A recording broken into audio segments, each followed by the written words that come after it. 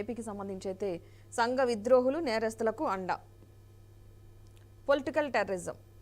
YCP ప్రభుత్వంలో మాదిరిగా ఇప్పుడు రాష్ట్రంలో రౌడీయిజం లేదు, అడ్డగోలు దోపిడీ లేదు, సోషల్ మీడియాలో నీచమైన పోస్టింగ్లు కనపడవు, దారుణమైన బూతులు వినపడవు. కూటమి ప్రభుత్వం కష్టపడి ఏడాదిలో శాంతి భద్రతలను అదుపులోకి తీసుకొచ్చింది. బడా నేతలు, అధికారులు ఎవరైనా సరే చట్టాన్ని అతిక్రమించిన వారిపై చర్యలు తీసుకుంటుంది. తప్పు చేయాలంటే భయపడే పరిస్థితులను తీసుకొచ్చింది. జైలుకు వెళ్లి మరీ జగన్ పరామర్శలు, రౌడీ షీటర్ల కుటుంబాలకు భరోసా, రాజకీయ రౌడీయిజానికి ప్రోత్సాహం, పోలీసులపై తిరుగుబడాలంటూ పిలుపు, సెల్యూట్ కొట్టిస్తానంటూ వ్యాఖ్యలు, అదే బాటలో ఆ పార్టీ నేతల వ్యవహారం. అదేవిధంగా సొంత మీడియాలో విద్వేషాలకు బీజం, రాజధాని మహిళలపై నీచ వ్యాఖ్యలు, రాష్ట్రంలో ప్రశాంత వాతావరణం చెడగొట్టేందుకు జగన్ అండ్ కో కుట్ర, అమరావతి నిర్మాణం, పెట్టుబడులు అడ్డుకునేలా ఉగ్రవాద రాజకీయం. ఇప్పుడు మన ఏపీ అంశానికి చూస్తుంటే కనుక కూటమి, వైసీపీ ఈ రెండింటి మధ్య వార్లాగే నడుస్తూ ఉంది.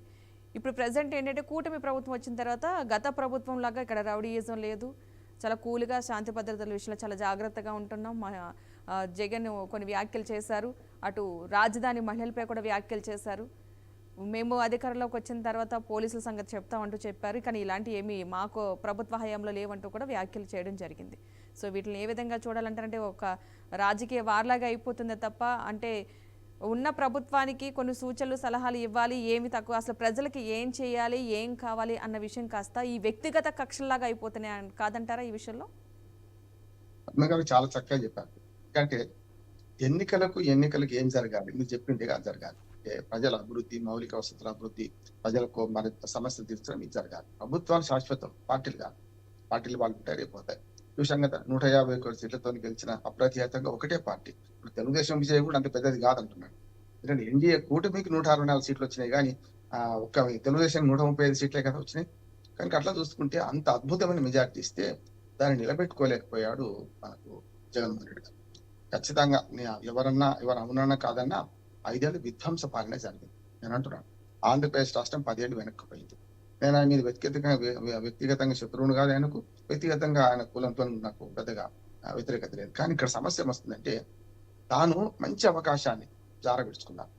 ప్రజలు అప్రతిహతంగా, అంతకుముందు తెలుగుదేశం ప్రభుత్వం, అప్పటికి కూడా కూటమి ప్రభుత్వం, అప్పుడు కూడా జనసేన పోటీ చేయలేదు, కానీ వాళ్ళు ఇచ్చిన వాళ్ళని కాదని మీకు ఇచ్చిన అవకాశాన్ని మీరు పాడి ఒక్క ఛాన్స్ అంటే ఇచ్చారు ప్రజలు.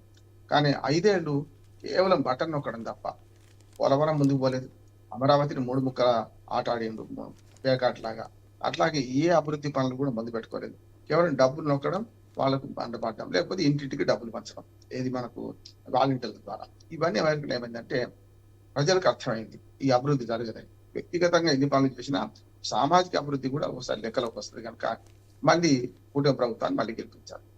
అంతకుముందు చాలా నిజంగా ఇప్పుడు విధ్వంస పాలనలో ఇవన్నీ జరిగింది. అంటే ఎవరిని ఆఖరికి మాజీ ముఖ్యమంత్రి చంద్రబాబు నాయుడు గారిని అరెస్ట్ చేయడం చిన్న కేసులో, అంతకుముందే ఆయనను, ఆయన భార్య, ఆయన లోకేష్ పుట్టుక గురించి కూడా దుర్మార్గంగా ఈ మాటలు నాకు బాధ కలిస్తాయి అనడానికి కూడా అసెంబ్లీ సాక్షిగా ఆమరించడం, ఇవన్నీ చూశాం కదా మనం. సరిగ్గా అదే పద్ధతి ఇప్పుడు 100% బాగుందని అంటే నీ పరిపాలన కూడా మొదట్లో దాడులు చేశారు, పలకాలు పడగొనబెట్టారు. నేను 2 వ్యాసాలు రాశాను. బుద్ధి లేదా మీకైనా అవమానమే మళ్ళీ వాళ్ళకి చేస్తుంటే, మళ్ళీ వాళ్ళే వస్తే మళ్ళీ మీకు అదే పరిస్థితి కదా. మనం మధ్యయుగ రాజకీయాల్లో ఉన్నామా, మనం సభ్య ప్రపంచం ఇప్పుడేమో ఆధునిక యుగంలో ఉన్నామా అని నేను ఇద్దరిని తిట్టాను. సరైనది కాదు. అంటే వాళ్ళు చేశారు కనుక మేము చేస్తామంటే, ధ్వంసం ఉంటా వాడు తమలపాకుతో వాడు కొడితే తలుపు చెక్కుతో వీడు కొడతారు కదా. అందుకని ఇది కరెక్ట్ కాదన్న. ఇప్పటికి కూడా కొంతవరకు తెలుగుదేశం శ్రేణులు మొదట్లో తొందరపడటం లేదు, కానీ ఇప్పుడు ఇంకొక కొత్త సమస్య వాళ్ళకి వచ్చింది. ఎవరైతే మొన్నటిదాకా విధ్వంసం సృష్టించారో వాళ్ళు ఫిరాయింపుల పేరు మీద కింది స్థాయి నుంచి మళ్ళీ ఈ తెలుగుదేశంలో కానీ లేకుంటే జనసేనలో చేరుతున్నారు. కానీ ఈ మధ్యన తెలుగుదేశం అధినేత మీరు ఎవరైనా కింది స్థాయి వాడిని చేర్చుకున్నా కూడా, ఎందుకంటే వాడు రౌడీ షీటర్ చేరాడు మొన్న వాడు ఏమైనా చంపారు కనుక మళ్ళీ చేర్చుకోవడానికి ముందు అధిష్టాన వర్గానికి దాకా సమాచారం ఇచ్చి వాటి పూర్తి ప్రొఫైల్ ఇస్తేనే చేర్చుకుంటాం, లేకపోతే చేర్చుకోవద్దని గట్టిగా వార్నింగ్ ఇచ్చింది. అట్లాగే జనసేన కూడా ఈ మధ్యన ఇంకొక నష్ట నివారణ చర్య తీసుకున్నది ఏంటంటే, మీరు ఏదైనా పేపర్ స్టేట్మెంట్ ఇచ్చినప్పుడు పార్టీ విధానం ఏదో చూసి మరి ఇవ్వండి, మాట్లాడేటప్పుడు కూడా దాన్ని పాటించండి, దాటకండి అని చెప్పి జనసేన కూడా స్పష్టం చేసింది.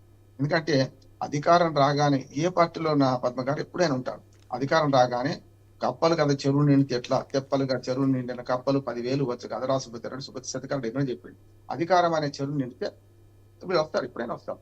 కనుక అది రాకుండా చేసే ప్రయత్నం చేయాలి. లేకపోతే గతంలో జరిగిన భంగపాటే మళ్ళీ టీడీపీ కూడా జరుగుతుంది. ఇప్పుడు ప్రజలు మంచో చెడ్డో అభివృద్ధి జరగాలని కోరుకొని వీళ్ళని గెలిపించారు. ఇప్పుడు ఆ కక్ష సాధింపు రాజకీయాలకు పోకుండా మంచిది. కొంతవరకు నేను చెప్పాను కదా, మొదట్లో పోయిండు. మొదటి 3 నెలల్లో సరిగ్గా వాళ్ళేం చేసారు, వీళ్ళది చేసారు. కనుక అట్లా కాకుండా ఉండాలంటే కొంచెం దారికొచ్చారు. 1 ఇయర్ అయింది మన ప్రభుత్వం వచ్చి. ఇంకా 4 ఏళ్ళు ఉంది. 3.5 ఏళ్ళే అసలైన టైం. మిగతా 6 నెలలు లెక్క కాదు.